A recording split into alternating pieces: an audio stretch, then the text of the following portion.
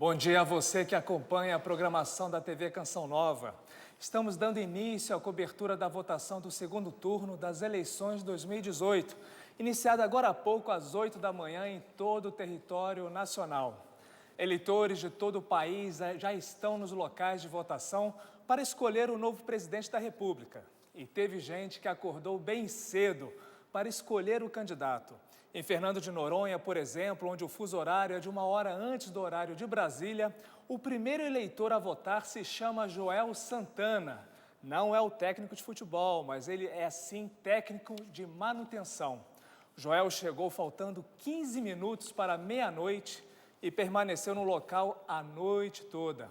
Quando saiu da cabina, disse que estava feliz e que votou consciente. E é o que desejamos para todo o país. Em 14 unidades da federação, também vai acontecer a eleição para governador do estado. Os estados são Amazonas, Amapá, Minas Gerais, Mato Grosso do Sul, Pará, Rio Grande do Sul, Rondônia, Rio Grande do Norte, Sergipe, Roraima, Rio de Janeiro, Santa Catarina e São Paulo, além do Distrito Federal. Mas quais são as atribuições destinadas a um governador do estado? A repórter Elaine Santos e o cinegrafista Messias Junqueira mostram as atividades próprias desse cargo que será ocupado por novos governantes em 2019. O governador é responsável pelas políticas públicas voltadas para o bem-estar da população, como segurança, saúde e educação. Ele trabalha com as verbas, com a destinação de verba, com gerir os problemas do estado como um todo. Cada estado tem a sua particularidade, tem a sua localização. Nós vemos o estado de São Paulo com essa defasagem de água, então como é que eu posso solucionar? Há poucos dias do segundo turno, as redes sociais estão cheias de posicionamentos. Todos os candidatos que começaram a trabalhar nas redes sociais com boa antecedência, porque a rede social é uma rede de relacionamento, os que começaram antes, eles tiveram vantagem durante a eleição. No primeiro turno, 13 estados elegeram seus governadores. Neste domingo, as outras 13 unidades da federação terão o segundo turno. Então, quando surge uma figura nova no conceito de eu não tinha chance nenhuma numa pesquisa e de repente ele é o candidato eleito para o segundo turno, por exemplo, é a resposta da população que esse antigo modo de governo não vai mais ser aceito. Nessa reta final das eleições, as campanhas são voltadas principalmente para aqueles que ainda não decidiram o voto. Conquistar esses eleitores indecisos pode fazer a diferença no resultado das urnas neste segundo turno. Quem vota em A ou B porque é contra o outro lado, esse já está definido, né? Esse já é um voto praticamente cristalizado. Agora é a hora de buscar exatamente aquela pessoa que esse discurso de negação não funcionou e pegar o discurso de proposta. Numa democracia, é preciso pensar no coletivo na hora de fazer escolhas. Para se ter bons políticos, é preciso de bons eleitores. Eu sou sempre da opinião de que a gente não deve votar contra o outro, a gente deve votar a favor do nosso candidato. Ver as propostas, entender o histórico de cada um dos candidatos, poder analisar. Então eu vou, de repente, escolher aquele candidato como ideal, depois eu vou fiscalizar para ver se ele está cumprindo ou não com aquilo que ele prometeu, e se ele não cumprir, na próxima eleição, eu falo, olha, eu já te dei uma chance, você não correspondeu, sinto muito, eu vou tentar outro. Outra curiosidade desse segundo turno são as chamadas eleições suplementares para a escolha de novos prefeitos e vice-prefeitos. Eleitores de 19 cidades brasileiras também vão participar desse processo municipal. Na maioria absoluta dos casos, prefeitos tiveram seus mandatos cassados por irregularidades eleitorais. As cidades que ocorrerão votação para prefeito e vice-prefeito são Alpestre, Rio Grande do Sul, Vidal Ramos, Santa Catarina, Aperibé, Rio de Janeiro, Laje do Muriaé, Rio de Janeiro, Mangaratiba, Rio de Janeiro, Anamã, no Amazonas e Novo Airão, no Amazonas.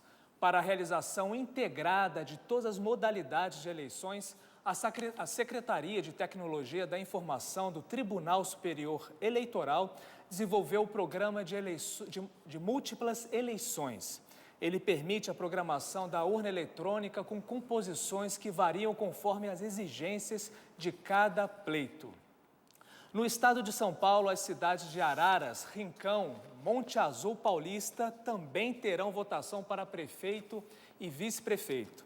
E é para a capital paulista que vamos ao vivo, onde está o repórter André Cunha, para saber como está o início da votação no maior colégio eleitoral do país e que horas o candidato Fernando Haddad, do PT, vai votar. Bom dia, André.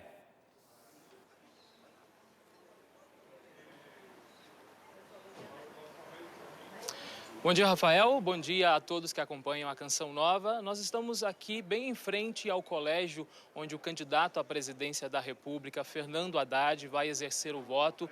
Pouco mais daqui a pouco, por volta das 10 horas da manhã, e em seguida deve falar com a imprensa, que inclusive já está aqui posicionada para acompanhar a fala do candidato, a votação do candidato.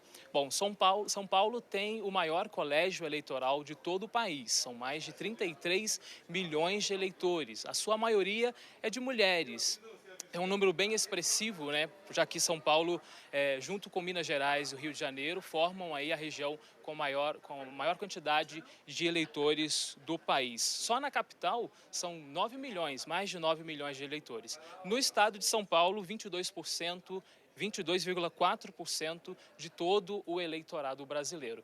Bom, ontem à tarde, o presidente do TRE, Carlos Eduardo Calduro Padim, fez um apelo para que o eleitorado paulista vá às urnas com tranquilidade. Ele disse o seguinte, abre aspas: o eleitor pode ficar tranquilo que o voto digitado é o voto computado.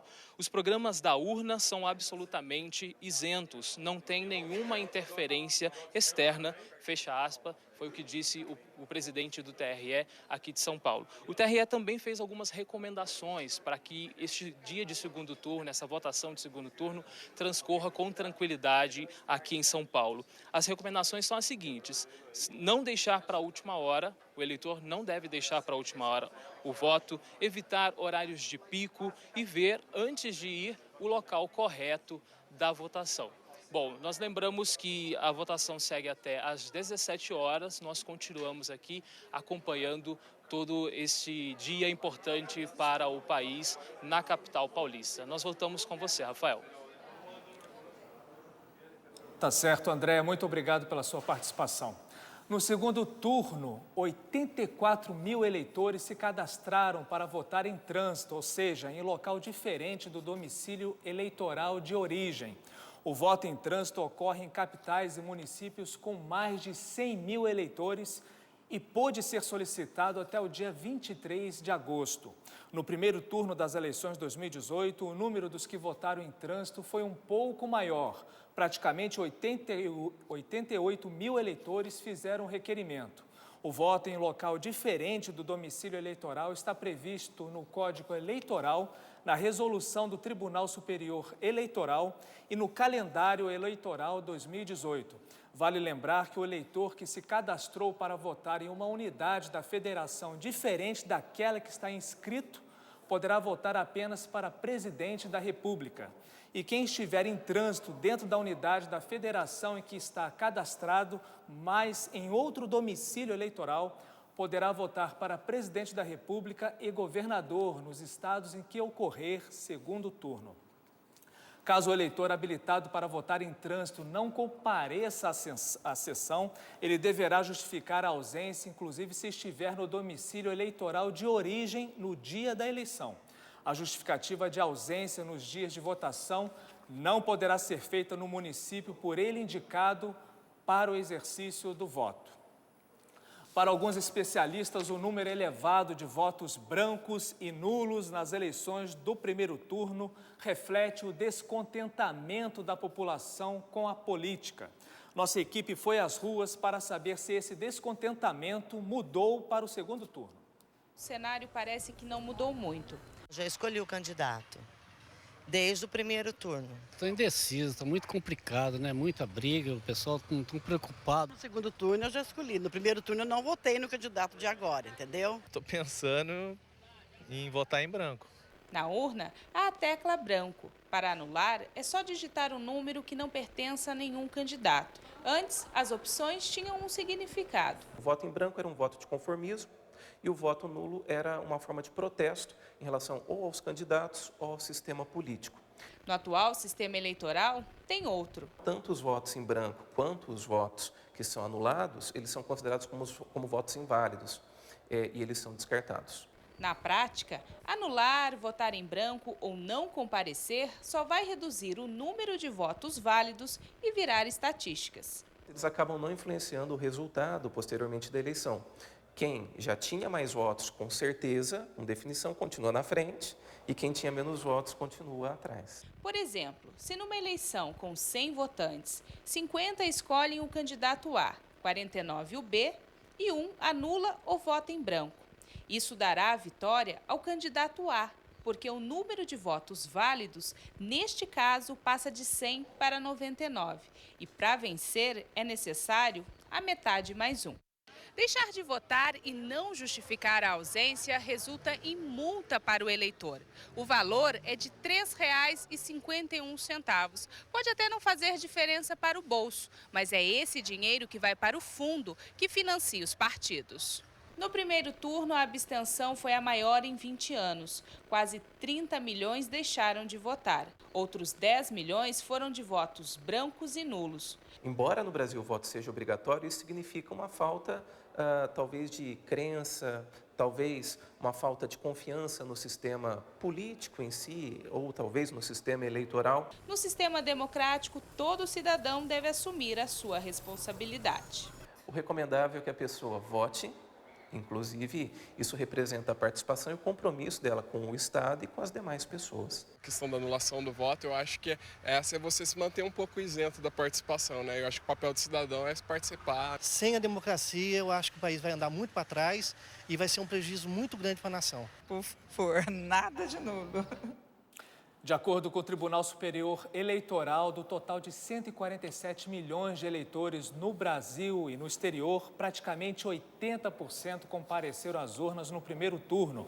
Ou seja, 117 milhões de brasileiros foram aos locais de votação, enquanto que o número de abstenção chegou a 29 milhões. O percentual de abstenção foi de 20,33%, o maior desde 1998, quando o índice chegou a 21,5%.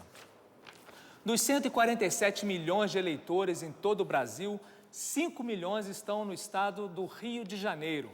A cidade vive a expectativa para a definição dos candidatos à presidência, governo do estado e prefeito em 3 municípios. Vamos ao vivo para o Rio de Janeiro, onde está a Catarina Jatobá, para saber como está o início da votação dos cariocas e a expectativa para o voto do candidato Jair Bolsonaro, do PSL. Bom dia, Catarina. Bom dia, Rafael. Bom dia a você que também nos acompanha pela TV Canção Nova. Olha, o domingo de eleições de segundo turno aqui no Rio de Janeiro está nublado, até um ventinho fresco soprando do mar, temperaturas amenas, bem diferente aí do calorão que o carioca está acostumado a enfrentar. Eu falo aqui da Vila Militar, eu estou em frente à Escola Rosa da Fonseca e é neste local aqui o local de votação do candidato à presidência pelo PSL, Jair Bolsonaro. Aqui na frente nós já acompanhamos uma grande movimentação da imprensa, inclusive da imprensa estrangeira, não apenas aqui do Brasil, e também de apoiadores de Jair Bolsonaro, muita gente usando camisetas, mas tudo dentro da normalidade, tudo transcorrendo bem tranquilamente. Inclusive, agora há pouco a nossa equipe presenciou aqui pessoas aplaudindo uma senhora que passou aqui, que acabou de votar, uma senhora com 92 anos de idade, e ela com todo orgulho dizendo que veio votar. Bom, o estado do Rio de Janeiro é o terceiro maior colégio eleitoral do Brasil e tem uma grande expressividade nesse pleito. Como o André falou aí de São Paulo é o primeiro e depois vem Minas Gerais. Aqui no Rio são cerca de 12,4 milhões de eleitores que estão aptos a votar neste pleito. E além do candidato à presidência, os cariocas vão escolher também o próximo governador do estado. Disputam aí a liderança do estado Eduardo Paes, do Democratas, e também Wilson Witzel, do PSC. São 165 zonas eleitorais em todo o estado, distribuídas aí pelos 92 municípios. E isso totaliza cerca de quase 5 mil pontos de votação. Bom, esta é a primeira vez, uma curiosidade, esta é a primeira vez que todas as sessões eleitorais do estado do Rio de Janeiro contêm urnas eletrônicas com identificação biométrica, embora nem todas elas tenham a obrigatoriedade do voto com identificação biométrica. No primeiro turno, nós apuramos aqui, foi um total de 219 urnas que precisaram ser substituídas e por isso o estado do Rio de Janeiro ficou em quarto lugar nesse número de substituições. Bom, Rafael, nós vamos continuar por aqui em plantão, aguardando a presença do candidato à presidência pelo PSL, Jair Bolsonaro, que, de acordo com a assessoria de imprensa, a previsão é que ele venha votar às 10 horas da manhã e nós continuaremos por aqui para acompanhar e levar para você todos os detalhes da votação aqui na capital fluminense. É a Canção Nova na cobertura das eleições 2018. Tá certo, Catarina, muito obrigado pela sua participação. Essas foram as primeiras informações do início da votação do segundo turno das eleições 2018. Às 11 da manhã, voltamos ao vivo com novas informações ou a qualquer momento em nossa programação com os nossos repórteres nas principais capitais do país. Para você que vai votar, não esqueça seu documento com foto. Canção Nova, Eleições 2018.